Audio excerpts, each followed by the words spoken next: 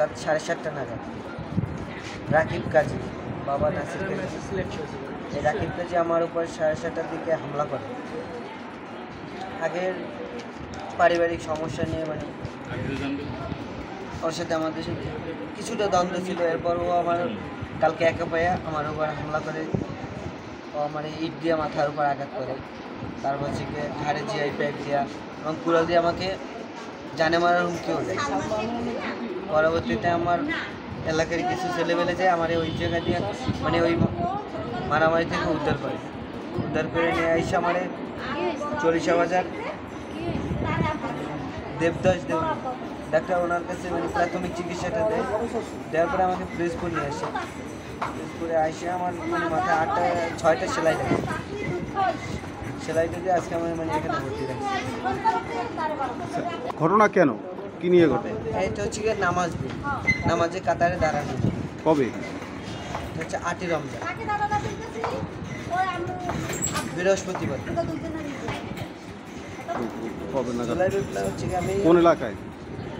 Dhaka press ক্লাবে 4ই August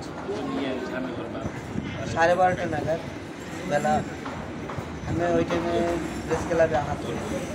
আমার চোখে সব বিভিন্ন জায়গায়, আমার বাম চোখে 3টা বুলেট লাগে। 3টা বুলেট লাগার পরে আমি পিছনের দিকে না দেখে সামনের দিকে যদি আমি বার্ডেম 2 গিয়ে আমি চোখের চিকিৎসা নিই। ওনারা আমাদের ওখান থেকে এনআইওতে রেফার করে, ওখানে আমি চলে যাই। ওখানে আমার চিকিৎসা হয়েছে। পরবর্তীতে আমার বলছে ডাক্তার এই চোখটা আর ভালো হবে না, চোখটার ভিতরে একটা বুলেট রয়ে গেছে, ওটা আর বের করা যায় না। তারপরে হচ্ছে গিয়ে পিঠে এখনও টোটাল 6টা বুলেট আছে শরীরে। এগুলো আর বের করা যাবে না, সব পয়েন্টে আছে। লেখাপড়া? আমার লেখাপড়া হচ্ছে ক্লাস 9 অব্দি রানিং। কোথায়? পিরোজপুরে তেজদাস কাঠিক স্কুলে। গ্রামের বাড়িটা পর্যন্ত কোথায়? আমার গ্রামের বাড়ি হচ্ছে টোনা, পিরোজপুর জেলায়। কোন বাড়ি? শেখ বাড়ি। বাবা মা? বাবার নাম মোহাম্মদ ফেরদৌস শেখ, মায়ের নাম লাইজু বেগম। দাদা দাদি? দাদার নাম আলী আক্কার শেখ, দাদির নাম হেনা বেগম।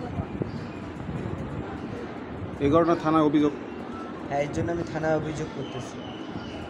আমার উপর যে হামলা করছে আমি এর পরিপূর্ণ বিচার চাই।